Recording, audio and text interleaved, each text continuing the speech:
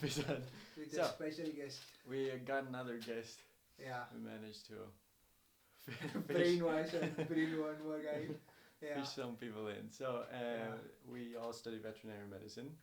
Yeah, he's our senior guy. And he's about to graduate. So kind of walk through what you've done so far. Can you come closer so that... Is it audio good? Yeah. Whenever you talk, maybe pull the thing and talk, okay? Because the goal is to hit more than 35 dB, somewhere here, okay? So that it's like audible, okay? Yeah, you continue now, you talk. It's like one fucking microphone for 3 people, it sucks. We are as you can tell, very professional so far. So, you're about to graduate. And I guess the scariest thing is getting a job beyond when you graduate, like how to get a job. So what's been your experience with trying to get a job so come far? closer. Well, you see, Just pull it closer, huh?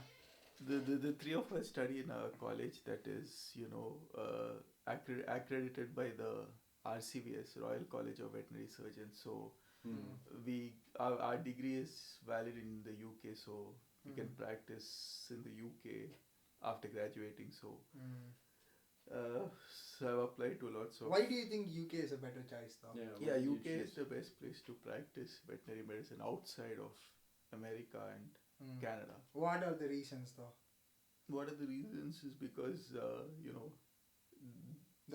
caseload, like the people. it's not caseload, but it's like the like they say, Greece is the cradle of civilization. UK is the cradle of veterinary medicine. Okay, modern. Okay, it's more advanced. That's what, right? That's where people develop most of the things, and so. Yeah, I've heard good things about the. It's a good place. Pull it. Okay, I'll just pull it when. Yeah. So one of our teachers, right? They talked about it was Muaythai, right? She talked about different people that study in Poland and then they go to England to do like a monthly thing. They pay for to just get experience, and they said it was real good. So what you've been searching for? I've been searching for lots of jobs, but they've recently, in 2024 only, they changed the immigration rules, because there are too many people moving to the UK, and it's created a job crisis for the local people. So they've changed the rules. So now people who are over 26, the visa rules are different, and I am over 26. So the starting salary, in order to obtain a visa, a working visa in the UK, the starting salary for a person more than 26 is much higher than a person. So for me, it's super difficult to get a job. So hopefully they change some.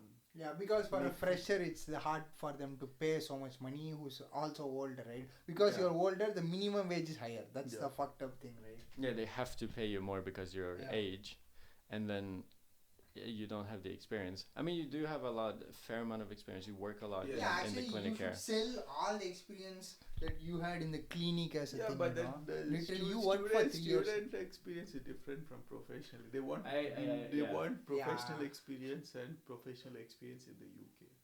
I mean, but that's not available, right? That's one of the reasons 80% of the UK's government veterinary positions are filled by EU veterinarians, It's shocking statistics. They are always in need of veterinarians, at least from whatever I have read and seen.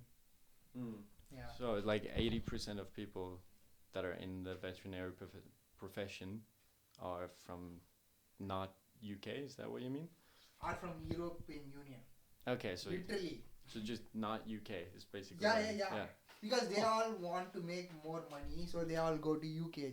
Private practices. Why would they go stay in government practices? You see, but government practices are still hiring, and EU veterinarians can make a good money that they think of. So they just go out and work. It seems. And then also, thank you for the serve. I mean, I don't know about Britain, but at least in Norway, right? When you start in a clinic, all of them work kind of together. So if you get a job in one and you get a good recommendation, you can get a job in another one. So you can look at a main one that you want to get the job in, and then you look at surrounding ones, and then maybe start with a smaller one that you because they usually have a Facebook page, clinics, so you can see if they're hiring. That's at least what we have a lot in Norway. You can see if they're hiring actively. So that's something. And then like another thing is like while studying, right? Like what are your strategies for a person to graduate, survive vet school, man? Because veterinary degrees is like one of the hardest, right? Well, the key to surviving veterinary medicine is to get good clinical experience, you know.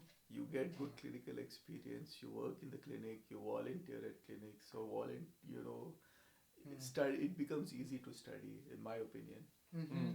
Because, whatever you learn in the clinics is the same thing you're learning in your theoretical year of your theoretical lectures and so that is my opinion. Like you go to the clinic and it becomes easy to. But do you think like as a foreigner, like I say, every foreigner can get an experience in a clinic because language is a huge issue. The university clinics. Yeah, but language is a huge issue, right? Because for example, I not was necessarily working. Not really. I mean, there are professors who speak English, so yeah, and it's in England, right? I mean here, right? No, here. Yeah. Because I was working in the summer, right? How was it? I had fucking no idea what they are talking about. And then every time I have to ask. But the thing is, he didn't go to the place I went to. So yeah, okay. So where you went, there was a lot more English speaking. Yeah. Yeah. Okay, so it's just different.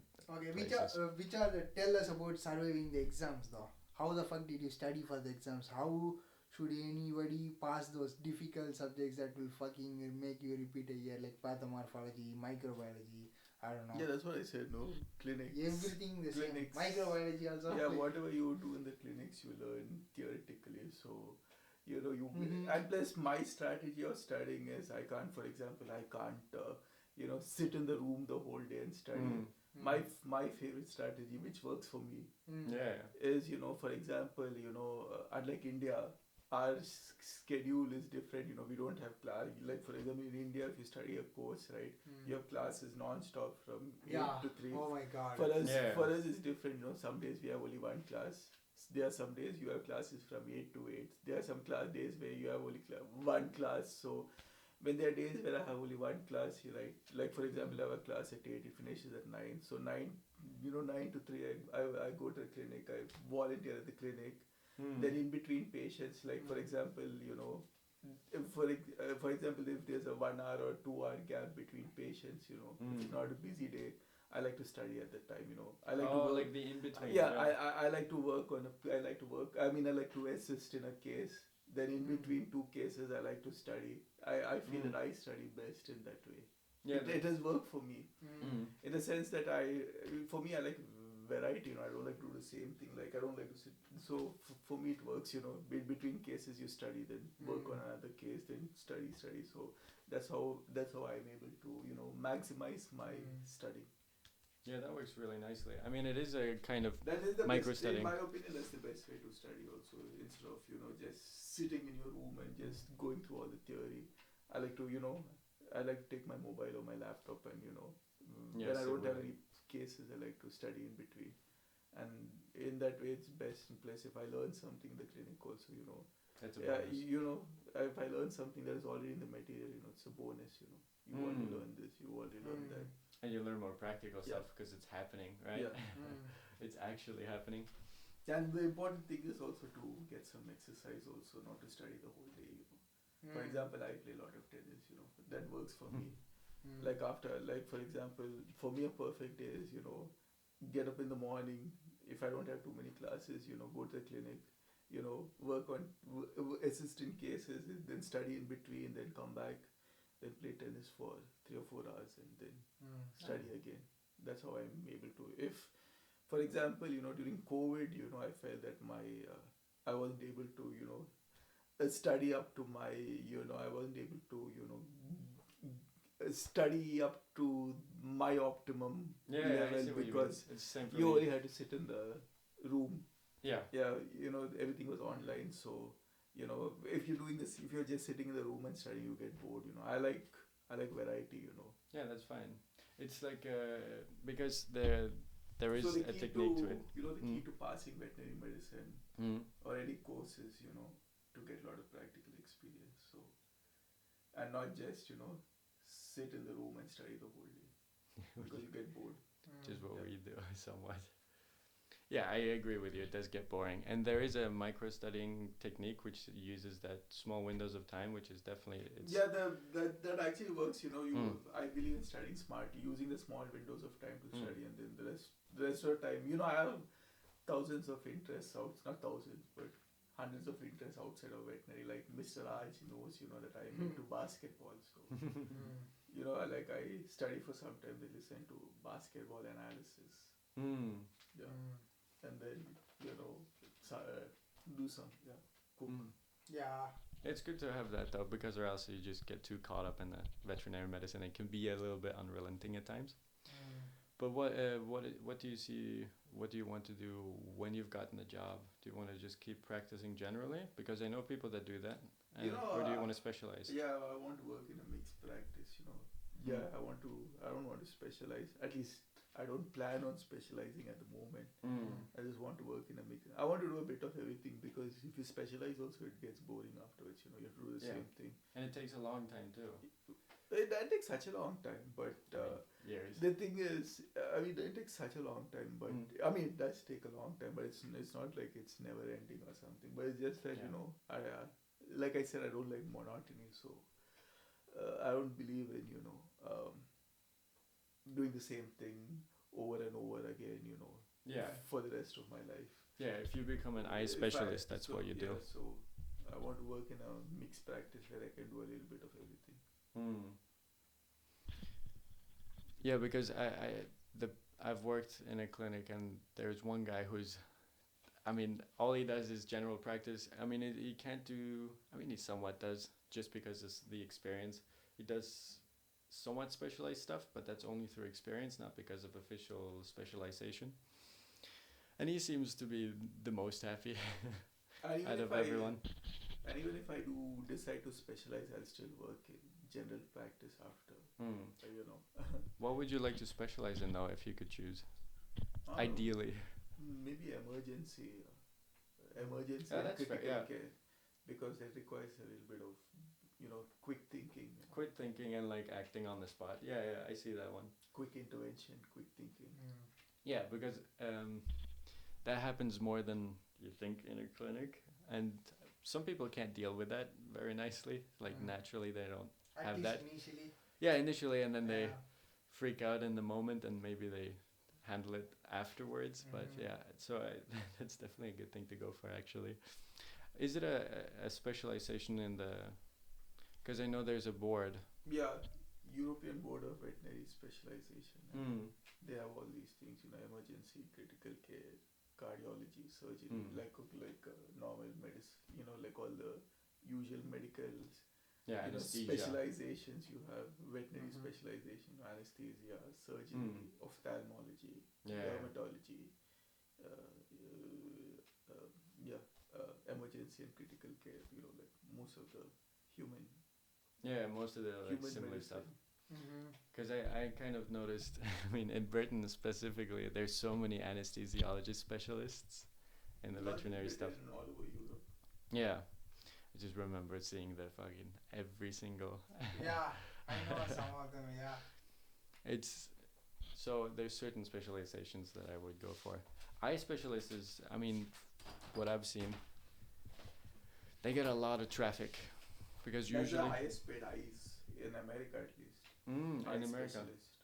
I just know in Norway at least, there's like if you're an eye specialist, you get the traffic from every other clinic because they can't take it on themselves. So you bring a lot to it. That's the hardest to get also.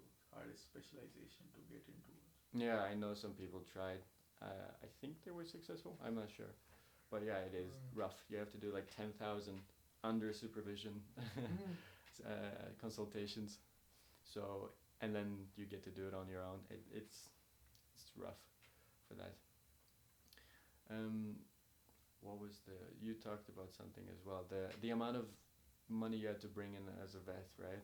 You talked about that. With respect to? Remember, okay, when a vet earns money, right, in a clinic, in order to get a raise in that clinic. Yeah, I mean, like, we were reading that Lennon Fu, right, the Dr. Lennon Fu. He wrote a book called Vet for Life. It's like considered to be one of the famous books for veterinarians, okay?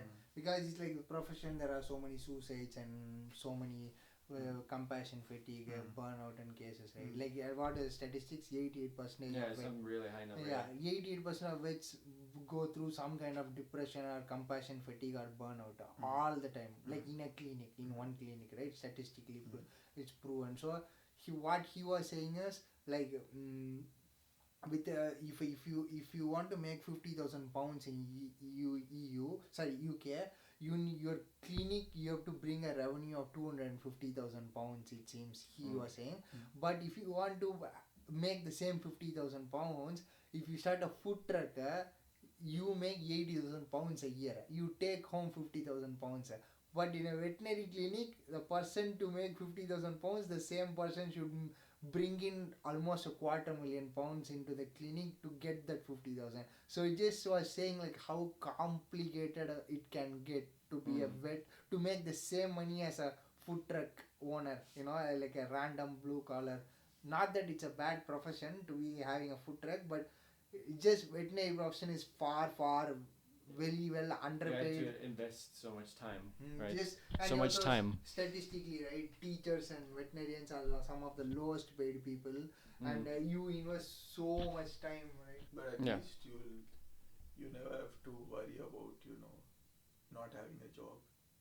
Yeah, there is like a high demand of veterinarians, right? Yeah, all the time, constantly. Yeah. So that's for sure there. But so like, you don't have to sit in front of the computer the whole day and just at the end and strain your neck and strain your body and strain your eyes and the only thing is at the end when you have to write journals. A lot of the journaling. Documentation, right? Yeah, I mean, now there are like AI tools coming to automate it. Yeah. Probably in 5 years he might not have to write, probably we might not have to write. It just probably is automated. Scribe Note, the name? I mean, there are so many. So many. That was just one that I remember, I think was one of them, where they just kind of, whatever you say, it kind of logics into a journal, so you don't have to write the actual journal, because that takes like an hour to an hour and a half for every day of your time. So then you can do more consultations instead. Yeah. You can fit in like 4, 5, 6 more consultations in there.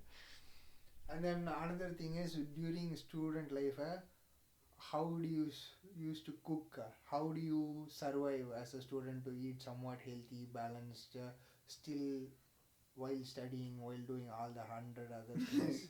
Yeah, he knows that better, me cooking late in the night. But you still cook, right? You still cook, right? Yeah, most people don't cook, right? Yeah, most people buy junk food, right? But that's because I sleep whenever I want, I cook whenever I want. So for me, it's but what do you recommend students who are coming here to study to learn in terms of cooking? Learn, because cooking is a hard thing, right? It could be hard. Yeah, well, like make some. I mean, I don't like to eat the same curry food, but most people, you can make some chicken curry or vegetable curry and make large quantities and keep it for 2-3 days. I don't like to keep it for 2-3 days. I like to make it fresh every day. That's why I cook every day. But if you're fine with, I think most people are fine with, keep storing curries in the fridge for 3-4 days. Rationing. Yeah, so just make some curry that lasts for 3-4 days, and then buy rice or chapati or tortillas or boil rice and have it with the curry. I mean, but of course, I like to cook every, because I'm passionate about cooking, so I like to cook every day. So even when I have exams. So that means you are trying to say that a new student who's coming should at least learn something to make large quantities so that he can ration it, that he can eat for a couple of days. And but of course, Indian students, we don't have so much money, so we have to cook. But I think Europeans don't necessity, have. But Europeans, I think, don't have that problem. What do you think, Christian? What do you think about his accusation? I think there's a lot of toes that might be stepped on. No, I think it's fine though. No, it's true though, because a lot of people order only. and don't learn how to cook, which is fine. I mean, let them do what they want. I mean, it's not sustainable for It's not 5 years. sustainable, and it's a bad idea. Yeah. And if Of course you, it's sustainable. There are people who are doing that for the rest of, throughout their lives, yeah, they've I never. mean, the Working- proportion is very less. I The mean. working people, they are people, who order. Yeah. So you But don't that feel they don't go and order in like a fancy. They place. order every day till the end of their life. Okay. Okay. I think, in the West it's common, in America. I mean, that's why we see The what? fucking obesity and shit. But yeah. Yeah. Yeah, I mean, You won't become obese by eating. You become obese if you don't exercise. They don't exercise. So. if you eat too much, that'll make it. That'll happen. That'll make it happen. Yeah. Example. You gained weight in that way. You're active, right? You just ate. That was the problem. Yeah. But you're losing it now. How much did you lose?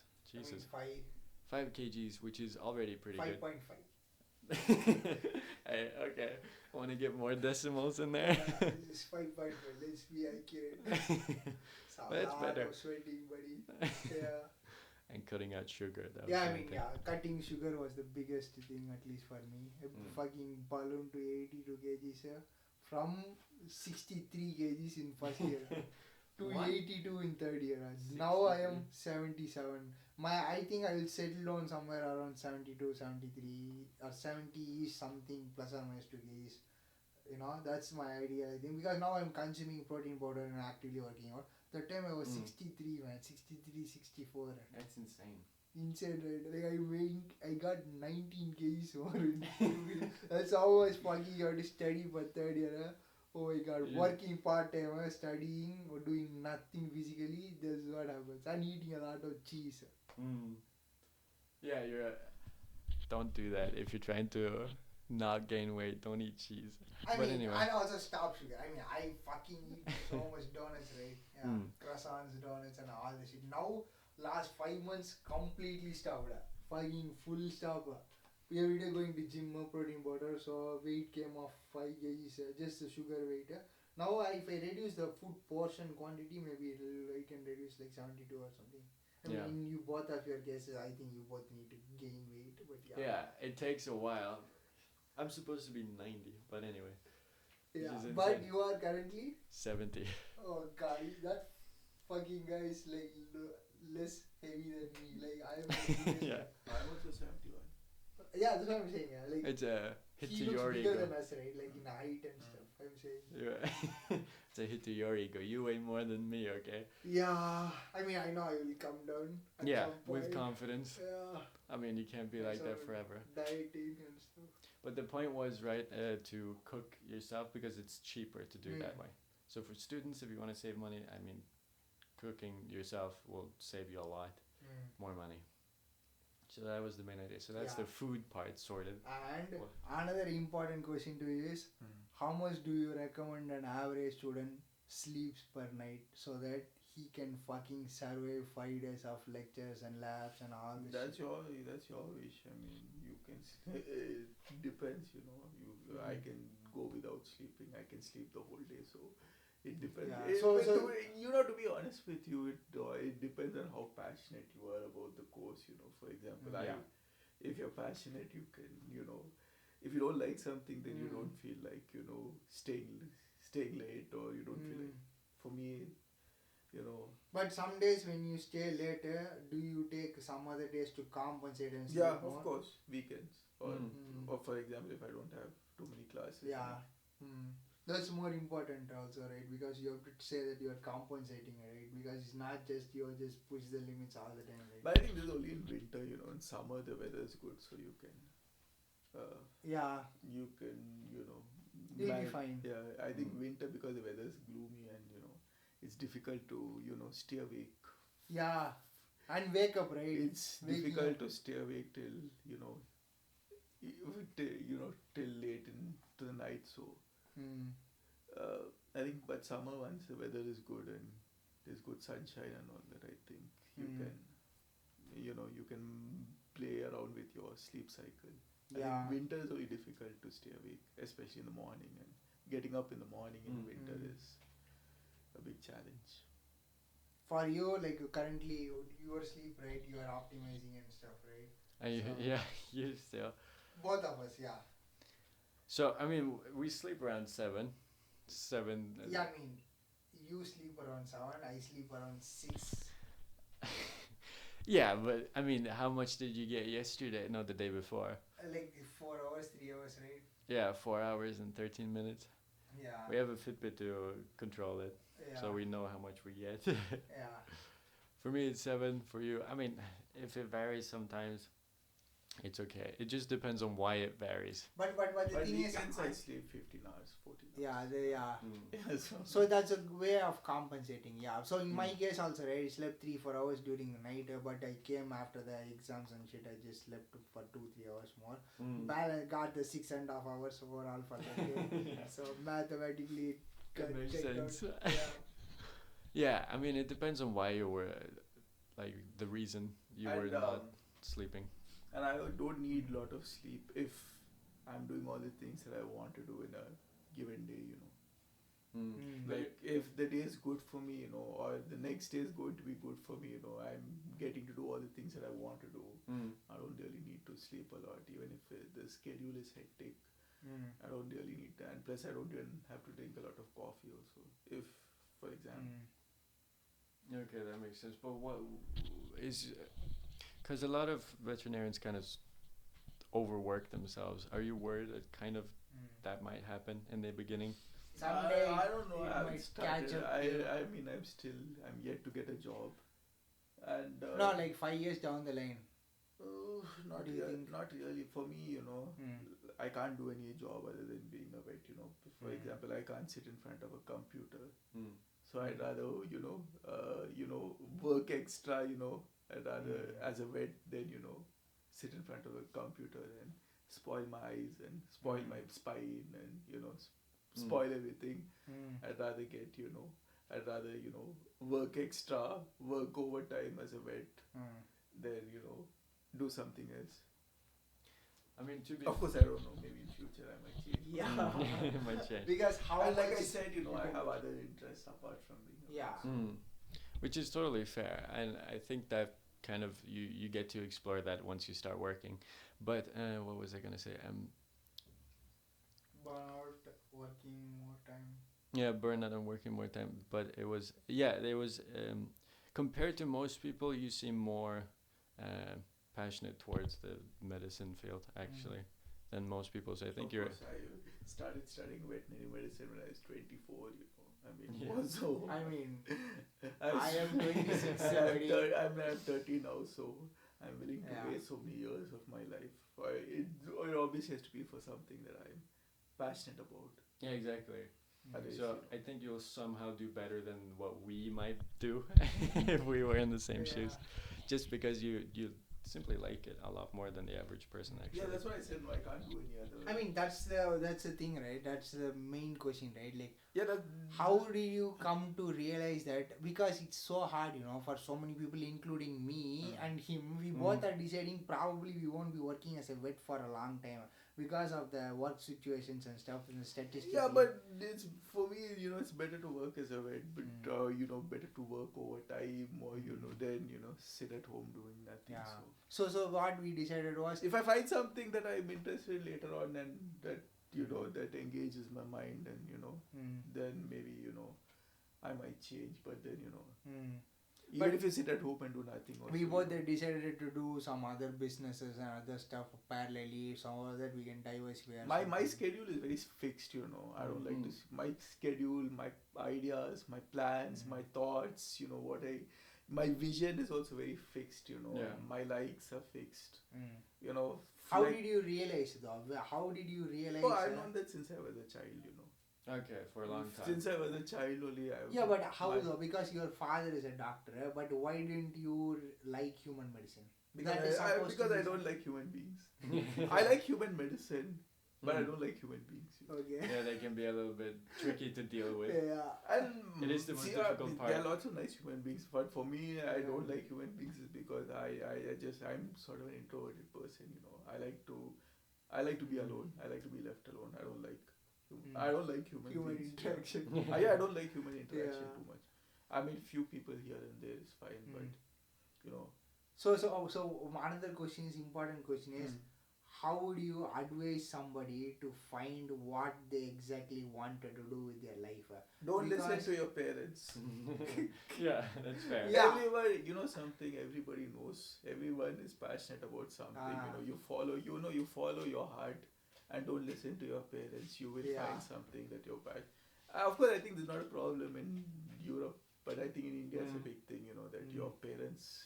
It's somewhat in You know, Norway no. too, yeah. From the time you're in India, from the time you're a child, you're brainwashed by your Yeah, parents. it's definitely hardcore more. Yeah, I mean, I look at us, two engineers. You're talking to engineers You know, slash doctor. the moral of the story is don't listen to your parents and you will know what you Want to do. not just parents, your neighbors, your parents, the crowd, like they say, if everyone else is jumping into the well, that doesn't mean you also jump into the well, Mm.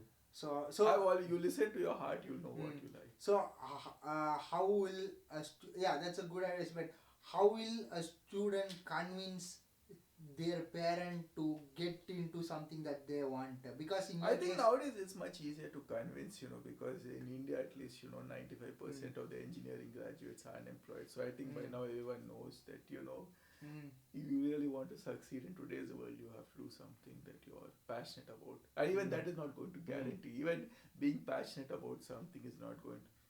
For example, there are, millions of people who are passionate about cooking, but only one of them is going to become Gordon Ramsay.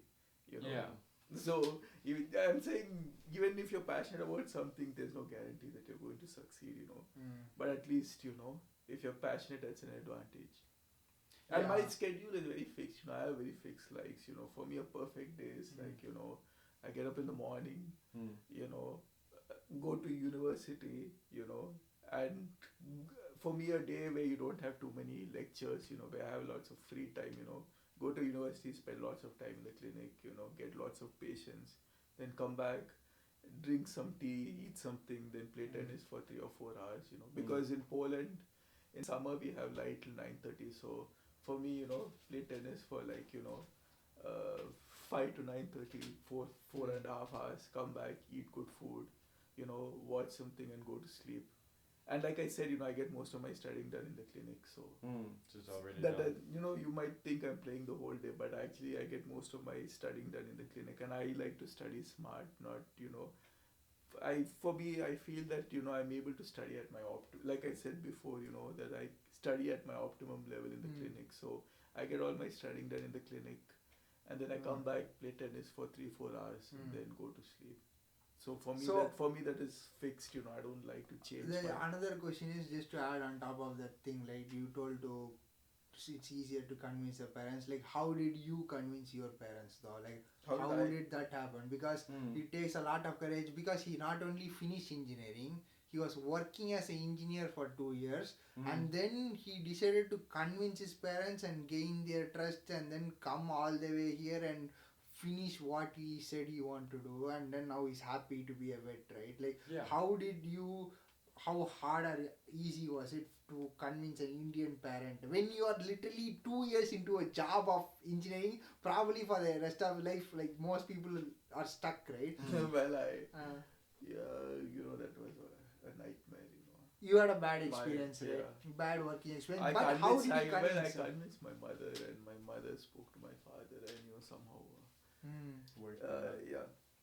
But it was like a several months process or 1 several week? months. It's been several years, not several months. No. So that means like the entire 2 years you were saying that, or like how instantly you convinced them? Like how much time it took? Like when you decided to quit your job to pursue this thing? Oh, it took a lot of time. It took forever.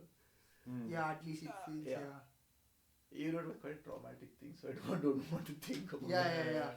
Yeah, but now look at you, right? You just that's what I'm saying. You have to at least tell that's what I'm saying. The new students, let's say some guy is an engineer, okay? He wants to be a vet, okay? just like you and me. We both are engineers, right? Like, and this fucking channel is called AI Vet, right? So like we Something both in there. have like in my case also, my family tried to brainwash me in the first year, second year, third year, trying to, you can discontinue if it's harder. We can still go and get you a job. You will be fine. You already have a master's. In Europe, you can already make a lot of money. They're still convincing. Like, how would you? What advice would you give another engineer guy who wants to be a vet and he wants to pursue his passion? What will you say? Well, I'll tell you something, man. The biggest advantage of being a vet is you will never, struggle to find work. Yeah. You're an engineer. Okay, so that's a good point to talk to your parents. First of all, if you're an engineer, only if you work in IT, you're going to make money. That also not everyone makes money. You work anything outside IT, you're unemployed. So you might as well become a vet and, get a degree where, you'll never have to, be afraid of, being unemployed or something. So, yeah, so that's the biggest thing. If you can convince your parents about that, And I think today's parents, most of them know by now, there's so much of unemployment in India. Yeah, but so you basically used the fact that you got job security with the veterinary medicine thing. You used that to kind of try and convince them. Was there any other arguments that you used? And plus, like I said, I can't do any other job. For me Yeah. it's impossible. Yeah, he just said probably like I'm unable to do engineering. I cannot continue anymore. I can't say, like, Uh, you give me some list of professions, I think today almost everyone is in some computer related thing. I can't sit in front of the computer, I can't. My neck starts paining, my back starts paining. For me it's impossible. And first of all, I have terrible eyesight also, I have poor eyes, suffer from rather poor eyesight also. So for me it's not feasible, to do anything that is related to computers. And like I said, I hate human beings, so I can't be a doctor. yeah. Okay. Yeah. Can't help them there. Yeah. Yeah. So another thing is like during the veterinary medical school time, like it is harder, right? It is one of the hardest courses, right? So for sure everybody goes through that point of hitting rock bottom. It's not so hard actually, to be honest with you. If you're passionate about anything, it's easy. Like I said, it's all about work experience in anything. So what will you say to a person who is finding it harder? Finding it hard? Somebody, let's say, who failed. Let's say I failed in biochemistry in the first year, right? Well, if you don't have any other obligations, for example, he has to work part-time, so if of course he hasn't failed, but if he fails, I can understand. But someone who's a student full-time and fails, it means that you're not passionate enough. Yeah, that's true. I mean, fair enough, right? I mean, you have only one job to study. I mean, how can you? Yeah. But okay. Speaking of that, right? One important thing about the biggest problem, right, for students now is what? Addiction, distraction. Either addicted to watching series, partying, drinking, alcohol, something, or distracted very easily because of social media. So but the thing is, what will you say? I can't say anything about this because I'm not a kid, I am a man, so I don't have the sort of addictions that. I mean, so that makes sense, right? Because he's much older, he knows the value of time. Like I said, before, I have a routine. I'm only addicted to do. For example, I'm only addicted to tennis. I only like to play tennis, and that's not bad for you. I'm not. That's fair. Yeah, I'm only playing for 3-4 hours. Recently at least I started playing tennis for 3-4 hours, so that's good for my body. I don't have any social media addictions or something because I'm from a generation. Old school, yeah.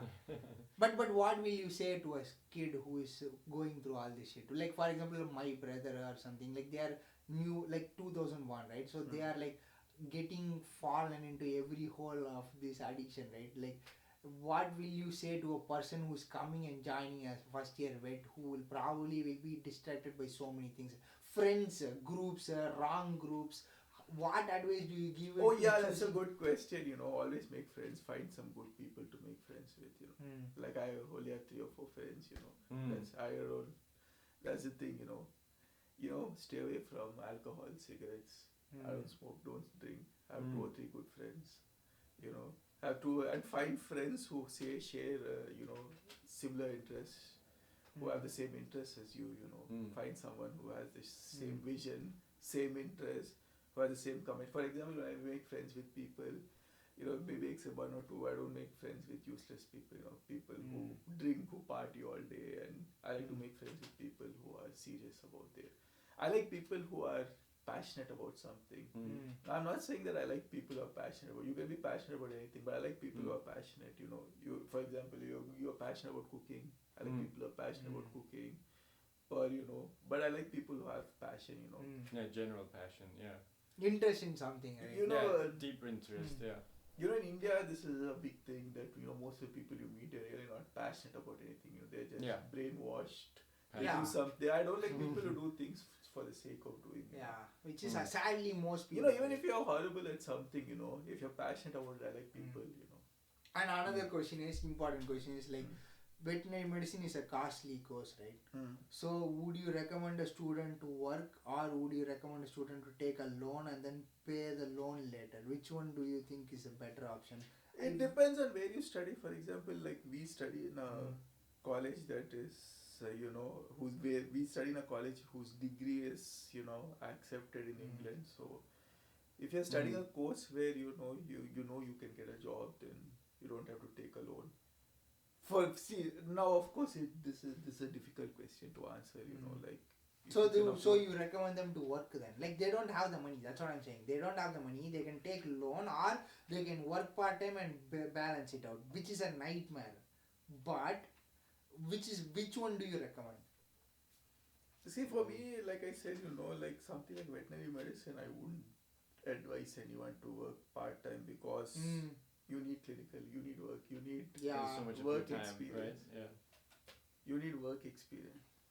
And plus nowadays, there are people who are there are lots of, for example, the same thing. For example, if you were to study some stupid course in America, you would have to spend much more than what we are spending here. Yeah, and you wouldn't be guaranteed of a job also.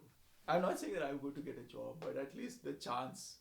Like if I find somebody to sponsor me, at least my degree is recognized in Europe. So it depends. Like for example, in India, lots of people study some stupid thing, go abroad and study some stupid thing, and then spend a lot of money, and then come back and do nothing. So at least of course money is money, but if you're spending money, you spend it on something that is worthwhile. And one other thing is, like for example, we are engineers.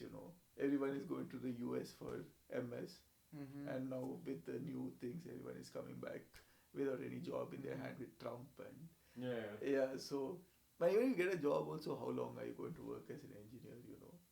At one point of time, your body is going to give in. So I mean, maybe they are passionate about engineering, but I don't think so, man. I haven't found it. Looking at them, maybe not so much. Okay. Another thing is like, I wanted to ask about the. But if you can study, get work experience, and work part time also, then it's great. I mean, it depends on the individual. Yeah, if you work part time, you don't have to. So the money part, right? Now the thing is like, when veterinary medicine, if somebody like veterinarians are paid lower than human medicine doctors, right? So if somebody wants to make money, the reason why veterinarians are paid lower than human doctors is because if your life was in danger, you would be willing to give away all of your life savings to a doctor. But if your dog's life was in danger, no matter how you love it, you can't give away all of your life savings to a doctor. You're like, if the dog dies, I'll get a new one. Yeah, it's basic value. We're more selfish. And plus, but insurance companies also are willing to pay more for your medical bills than your pet. So what will you say to a new or a existing veterinary student about like how will you tell to a student that make peace with the fact that you might not make as much as a human medicine? You will make good money, but, so now you might not make that much. You will make enough money to live well. That's important. Now if you're going to keep talking about you might not make as much as this, it means that you're very materialistic. You're thinking about I want more than this. If you're making enough for you to meet all your needs, it's enough. Like for example, if I make enough money, that is where I can pursue all my interests. if I make an amount of money that is enough to cover all my interests. Yeah, that's very clear thinking, right? Yeah, you know like how much money you want. If I make roughly. enough to, you know, Yeah. to be able to pursue all my interests, to be able to travel to some place once a year, you know, it's enough. I don't care whether this person makes more or that. And plus, the important thing is you're making money out of something that you love. Yeah. Yeah, so that changes it a lot because I mean you don't really feel that much fatigue compared to most people. Of course, even things you love also eventually you'll get bored of it after some time. But at least it's better to make money out of something that you like than at least initially. Yeah, it's better than working for something that you don't like. Which is most people, right? Most people do jobs that they are stuck in, they're forced to do because they have nothing else going. See, if your vision is clear and you're doing something that, you know, gives you enough money to be able to pursue all your interests, that's more than enough. As long as you have money to, you know, fill your stomach, pursue your hobbies, travel, you know, have a good place to live in. That's enough, you know. Everything else is like superficial, you know. It's like now if you go to compare this and compare that, it means that you're, you know, you're after money and you're not after other things. Other things that really matter in life. Okay. Okay. Then okay. And as a vet, you'll make enough money for these things. Yeah, one more final question from my side is like, what are your plans, right? You want to go to UK and then what? Yeah, I want to go to UK, but I want someone to employ me. If somebody employs me, I'm waiting for somebody to employ me. Hopefully somebody sees this and... I doubt it though, but your main audience is in India. I mean, we don't know. Yeah, but how do you think, what is your long-term plan though? How long do you see yourself? Is it always in the UK or do you want to move on? No, I want to go, eventually I want to go to Arizona. Arizona, okay, yeah. I like deserts, and you know, I want to go to some place like Arizona or New Mexico or San Antonio in Texas. Okay. Yeah. So USA then. Okay. Yeah. How long would But I want to go to USA not for the money or for I want to go to the US because of the weather. It's much better. Yeah, I want to live in a place like Arizona. That's the only reason I want to go to US, not for the reasons that other people go there. But how are if you England had the same weather as Arizona, I would live there for the rest of my life. Yeah, it's a little bit more depressing. Yeah. Yeah. I can see that one. But how will you be able to afford going to the US though? Yeah, that's what I said, right? I'll work in England for some years and you know, save up some money to do the NAV thing. Yeah, whatever is required of. Okay, I see. That's fair. Yeah. So any other questions, sir? No, just that. I mean, if I had to choose a state, definitely Arizona too, or Montana. I mean, Arizona, Colorado, or something. Yeah, Arizona, Colorado. It's a much cooler place. I said Arizona hardly has any people, so perfect for me. Absolutely. So one final advice for the young students in general and one advice for the young veterinary students in general. What will you say? Students and then veterinary. Yeah, separately. Like you can say that, I don't know, whatever you want to say. One advice for students is, like I said before, you know, follow your heart, don't listen to your parents. Alone, okay. And one advice for veterinarians is that if you're really, you know, veterinary students, is that if you're really passionate about being a vet, then, you know, you won't be swayed away by all the distractions that come your way. Yeah. Okay. That's a way to kind of find it. Yeah, I see. Yeah, we did like 48 minutes. And plus, you know, for me, I want to become a vet not because I like animals. Of course, I love animals, but it's because I like the work around it. Yeah. Yeah, you know, like stimulating somewhat. It's purposeful, nice. Satisfactory. You know, and meaningful. Yeah, I find it interesting. I never found anything interesting before, you know. Yeah. I find other things to be boring, you know. So I find the work associated with being a vet to be interesting to me. So that's the reason. Awesome. Think we can wrap up with that with our guest. Yeah, don't listen to your parents and all the stupid neighbors. Yeah. And, society. And your peers. Yeah. Your uncle. Listen to your gut instinct. Yeah. And hopefully everything will be alright. Yeah. Awesome. So did like and play some sports. yeah. Instead of social media, play some sports or go running or play some basketball or something. Yeah. Not Awesome. subjective. So you can wrap up, sir. And Christian. during the weekends, you can have some parties in the sense, not clubbing or something, have some get together with your friends or something. Oh, that's what you mean. Okay, I see. Have Yeah. some, First, have don't some- drink, don't have smoke, some- but go to parties. have some, dinner or something. Yeah, barbecue or Barbecue. A little bit more, yeah, Yeah. constructive. So Okay, we'll wrap it up now, and then we'll catch probably you with some other any other topic. and some other guest sooner. Hopefully. Yeah. Hopefully I we mean, get we more. have some lined up stuff. If they accept it, technically we do. I mean, yeah, we will see. I mean, sooner. Yeah. We're not forcing anyone. Yeah. Allegedly. Yeah, no reason to knife. Yeah. We don't threaten anyone. So any other videos that we have so I far? mean, it's fine. Yeah, whatever. You guys can. You guys know. You see what we have. You Yeah. know what's on the table is on the table. Nothing. Yeah. There's nothing else to expect. So that's all we have, and Yeah. then we'll see you guys in See another you. time. Bye.